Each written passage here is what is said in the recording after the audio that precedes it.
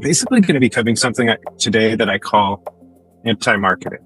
So as I was thinking about it, I do a lot of marketing. I'm B2B. A lot of my customers are actually B2B and B2G.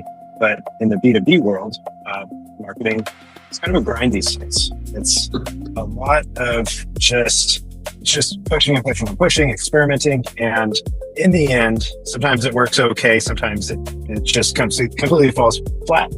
And there's another way, and that's kind of what we offer here. I'm going to be going over kind of 5 sections here, why modern marketing works against you and just kind of stinks sometimes. What anti-marketing is. It's kind of my own spin on things, and I'll kind of dive into what I mean by that. Dive deeper into a better way for some, maybe not for everybody. And then going into, are you eligible for this way? And return on investment guarantees, next steps, everything else involved in that. So modern marketing is somewhat broken. At the very least, it's a grind. You have, these 6 channels: SEO, paid ads, cold lists, social, webinar, events, referrals. And each one of them kind of brings its own set of benefits, but at the same time, there's a pretty big downside. And really what it comes down to is attention, hard to get people's attention. And at the same time, just attention span. Not only is everybody just really busy, but when they are taking a moment and you do get in front of them, their attention span's extremely short and it's just hard to grab their attention and keep it.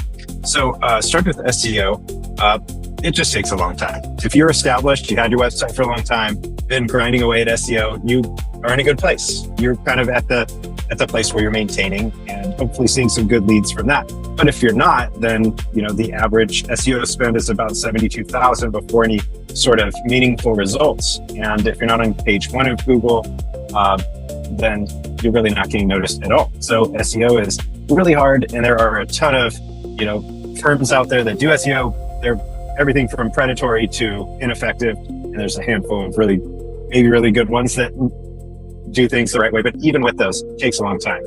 Paid ads, you pay, they being the ad specialists, they profit. So here's like a quote that I came across. We spent eight grand on Google ads in 60 days, got 47 clicks, 3 forms got filled out, 1 call got scheduled, but then they ghosted us. So the agency said, oh, we just need to optimize longer. And, paid ads are supposed to be a pretty immediate thing, but the funnel with paid ads is, you pour a bunch of money in at the top, and at the bottom, you don't get a whole lot out of it. And I don't know, maybe my experience has been different. Drop chat something in the, leave a note if you have some special sauce or something to contribute. But cold route reach is kind of the same way with the funnel. You buy a bunch of contacts, say 1,000, just keep it an even number. 78% of them are kind of like they're 22%, or it's just bad data. Bought a list. Part of it is old emails and stuff like that. You send out an email, 120 maybe get opened. 8 people click, 2 people reply. It's a lot of times a lot goes in at the front end or the top of the funnel, but it's just a trickle at the very bottom. Social media, it's kind of the same thing, and this is where attention and attention span comes in. I don't think I need to beat this dead horse. We all know, you have to post every day, multiple times. That's a lot of work. There's a lot of AI slop just drowning out the good stuff that you come up with. It's getting worse and worse. Events and webinars could be really good, but they are unpredictable and also pretty high effort. I mean, I set up this webinar and I was reminded how much effort goes into something like this. And then referrals, they're great. And if you have a nice referral, kind of cycle going and you're getting a lot of leads from that, and they're great. But they are hit and miss. Sometimes one month you have a few, another month you don't have any. It's kind of all over the place. So all of that just to really say, modern marketing channels, and I probably missed a couple here, but these are all the ones that really came to mind as I was building this out. SEO, the agencies that you hire, they're the ones who win because they get all the money and you don't usually get much for it. Paid ads, the platforms that you're paying to have ads spaced on their platform, they win. You win a little bit if it returns some. Cold outreach, the list vendors, maybe the email company, they win. You don't get a whole lot of returns. Social media, the algorithms are winning. Basically, the algorithms that are run by the big platforms, social media platforms, they win. Events and webinars, the venue organizers, software involved, referrals is just kind of a crapshoot, just a lot of luck. So that's about where we're at in the modern state. And as I was thinking about all that, I started thinking there's another market, the federal market, that is the anti-market. It is almost just everything I went through flipped upside down. And it's not perfect. I'm not going to say that it is. It's still, challenging. It's still, a learning curve for sure. But not a lot of people think about how marketing compares to how the federal market and bidding works. So, in traditional marketing, you interrupt the buyers. In, federal market, the buyers actually come to you. They drop their opportunities into some sort of system like SAM or eBuy or another one, and you get notified, hey, there's a bid. Traditional marketing, you compete to be visible, and in the government market, you kind of just compete on merit. If whoever, the bids, the proposals that you write, and your past performance, and different variables come into play about your company, and they choose the winner based on those. In traditional marketing, you chase, and you chase the market, and the budget is unknowable. You chase people that are turning into leads, and you may even find out, oh yeah, we haven't even budgeted for this yet, and this is this is going to be a next year thing. So it's kind of a big question mark in that front. With the federal market, this is the federal government. They are, they don't put anything out to bid really unless the budget's approved. It does budget change shifts, that's for sure. But it's at or better or more stable, I'd say, than the typical commercial market. And then just the results. And this is one where everything's all over the place. If you put in, towards SEO or cold email or whatever it may be, the results take some time. With the federal market, the results are kind of all over the place. I've had customers land their first project in a month. I've had some where it takes over a year. Now, something right now that is timely, the government is shifting in some major ways. This is really just one of them, but it's the big one. In March of last year, Trump issued an executive order that was called Restoring Common Sense to Federal Procurement. And in a nutshell, it basically said all the agencies have their own little decentralized purchasing hubs, and they're mostly really bad at purchasing. And they're very small, and they're not leveraging the buying power of the government. It's just a really bad setup for purchasing, and the taxpayers are basically, a lot of taxpayer money is getting wasted. So he issued this executive order to funnel or channel federal buyers towards the GSA, the agency that was originally propped up by Truman 60, 70 years ago to streamline and make the government more efficient. So Trump's mandate here was basically just going back to what Truman originally had a vision for the GSA as the agency that everybody goes to, with their sole mission being efficiency in purchasing and some other things, allowing all the other agencies to really focus on their core mission alone. State Department can focus on diplomacy because they're really bad at spending and purchasing. Department of Transportation can focus on roads and bridges and stuff like that, and not have a small department that is just really bad at purchasing. So everything shot over to the GSA. It's in the process of doing that. There was actually a follow-up that came out 2-3 months ago where the OMB, Office of Management and Budget, started kind of auditing all of the agencies on how well they are doing on this. So this was not a, empty stute of an executive order. It wasn't just to kind of speak about anything. It was something that is actually being followed up on, tracked. There are real consequences involved for agencies that are not doing what they should on this. So this is getting a strong push. And as a result, basically, GSA's multiple award schedule, which has 12 different industry-based categories, and also most of those are considered BIC, best in class, which is also kind of mandated in that requirement. It's just the go-to place for a lot of things. It's the only place that government will be going to purchase in most all cases. In other cases where there are some other competitive contracts, PPAs or VWACs or whatnot, I'm throwing out a lot of government speak, but there may be some cases where the buyer has options. In some cases, though, they don't have options. They have to go to the GSA to this one place and purchase from that. For example, facilities. I believe there might be a second one. Staffing, for example, that's another one. But that is where things are going, and they're just about there. So, and just to throw some numbers at you too, GSA contracts amounted to about $55 billion the past 2 fiscal years.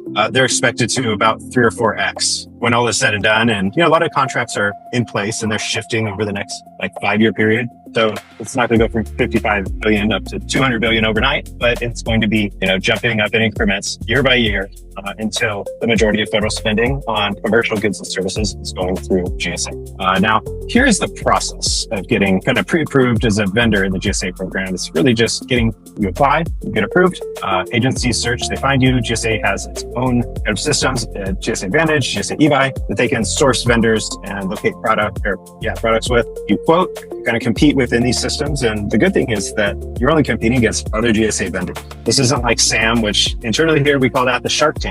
You have an RFQ drops and you have 1,000 people that are looking at it. You have 100 that are competing and submitting their proposals. And it's just insanely competitive. Whereas in the GSA space, the vendor count that you're going up against is a tenth, less. It's very, very minor. There are only about 15,000 or so GSA contractors, as opposed to who knows on SAM. There are tens of millions of companies that are signed up on SAM. So you quote and you win. And we're here as, what GSA focuses. We help you get into GSA. We help you maintain the contract and, anything around it on the biz dev side, the compliance side. We're not, on the compliance side, we know things inside out because we are GSA specialists. On the biz dev side, we help how we can. So everybody has a different kind of need when it comes to that. And here's kind of just a little roadmap. So, there's SAM.gov. Here's just the configuration for getting your contract staged. I think you have to have past performance. It's nice to have about $250,000 in revenue. Then you enter the market, you get your GSA approved. You start working on your proposal stack, your kind of proposal library, start getting your first bids submitted and you break that seal. And then you start getting into that serious pursuit stage 3. You start to find your sweet spot where you're saying, I'm not going to bid on these kinds of projects anymore because I know that we just don't win them, for one reason or another. But we do tend to win these ones. You start to kind of get your groove and when you see a bid drop, you say, that's for us. That's ours to lose. You go through GSA eBuy and Advantage, track your win rate. You just want to keep making sure that your batting average goes up and up every year. If it's not going up, then, you figure out why. And then you just go into growth mode from there. Once you've kind of mastered your first run of, NAICS code or NAICS codes, start to expand. You start asking like, okay, well, we're a little bit tapped in this market. What can we expand into that's adjacent? And that's kind of where this is. How can we team? How can we replicate the really good processes that we've completed in this SIN? How can we jump into this other SIN that is in kind of a newer service or something else we offer and just double our sales that way? This is basically the roadmap to GovCon Mastery. I've seen this happen time and again. It's a really, really solid plan. So as far as eligibility for GSA and, entry into the federal market through this channel, 2 years in business is a good thing. They have a startup program, a startup springboard. You have to have a buyer lined up for that nowadays. It's nice to have 200 or 250K in revenue. That's not an absolute requirement. I just find that to really make things run smooth and I guess so you don't have to answer as many questions with GSA. There's a lot less scrutiny at that point because your business size is there. And it also brings with it more and bigger past performance, which really is a big, big, big requirement. So the one factor, I call it the one sin that the GSA just can't look past. If you have no past performance, no invoices to hand over, no matter what, you're just going to get rejected and there is no path to enter the program. You have to get your company established with some sales first and past performance. And that's about it. There's little nuanced things here and there that I left off, but these are the big, big, big ones. Now, we've talked about like the typical marketing channels and how they can be frustrating, but there are things that I hear all the time, and my salesmen too. Like they hear these on calls there, and I mentioned earlier, it's not, not trying to sell you something that is completely, and tell you it's perfect because there are challenges. But, a lot of those challenges are misconceptions. So one of them is too slow. It takes years to win anything. So GSA does speed that up. It does take about 6 to 8 months usually to get into GSA and sometimes longer. There are factors that are out of our control. So time is a thing. And when you get into the Fed, when you get into the government contracting world, things don't move as fast. Higher dollars tend to move slower. That's kind of how it works. It's too complicated. There's too much paperwork. And that's kind of what we do. We handle the whole GSA process for you, all the paperwork, all that stuff. So we take a big load off of your shoulders there. You still have to learn, how to manage, how to be compliant, all that good stuff. So, got to learn some stuff on that paperwork wise, but it's not too difficult, too competitive. Big companies dominate. Everybody thinks, Lockheed Martin just wins every government contract that's out there, and why should I even compete with them? Well, Lockheed only does a handful of things, and they don't pursue smaller contracts. And what they would consider a smaller contract is probably anything under 100 million, at least 50 million and below. They just wouldn't even go after. And that's what you probably would say, that's a great size contract for them. So the big companies are kind of out there swimming in the ocean, but there are these nice lakes that smaller contracts, 50 million and below, are found in. Too hidden. Where do we even find opportunities? So this is where GSA really does shine, because eBuy delivers bids to your email that are low competition, oftentimes pretty high dollar, and you just can evaluate them right there and pursue them. And they're not all going to be, kind of in your wheelhouse, but hey, some of them are, and you go after them, and you have a good chance through GSA eBuy, because it's a situation where you're only competing against companies that are on GSA. It's not everybody you're competing against. So yeah, those are some of the misconceptions or some of the things we hear. And it's, I've talked to companies and they've said, yeah, we've been holding off for 5 years because of this. And they get into GSA and they start winning, and they just are kicking themselves because they let their fears stop them from getting into a situation that's really good for them. So yeah, a little bit about us, 1,000 plus GSA contracts that we've touched over the years. 20 years in business. This is year 20. So we're celebrating that. 55 billion transacted on GSA schedules annually. Range to the first federal award, 1 to 12 months is pretty typical. Something that's not on here. Our customers over the past 20 years have added up to about $500 million in government contracts, which isn't that much. But the reason for that really is just because we pretty much only work with small businesses. And that $500 million is, last time I checked, I'm sure it's climbed since then.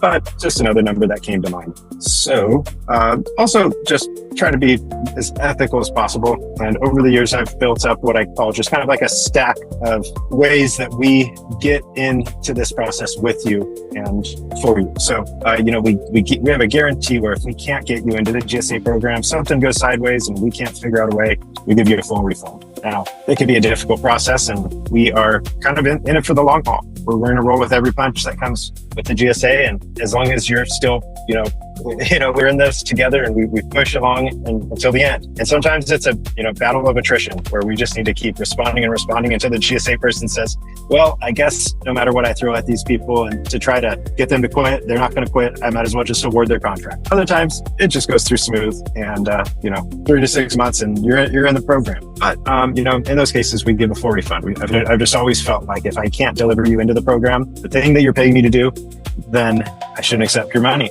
Our 20-year track record is really, really good. We've had a 98% success or approval rate with GSA. So it's pretty rare that we can't get a company into the program. And we also have just a dedicated team of 15, about, 55, 60 years of total GSA experience at this point. Compliance is built in. We have some biz dev support that we do that's, I'd say on the minor side. We're mostly document nerds, but yeah, that's about it. And that's it. So anti-marketing, that's what I call this, because in marketing, you're trying to run out there and get in front of people. This is anti-marketing, where the people, the buyers are posting their bids. They're coming to you. They're coming to you saying, I need to buy this. This is what you do. Help me.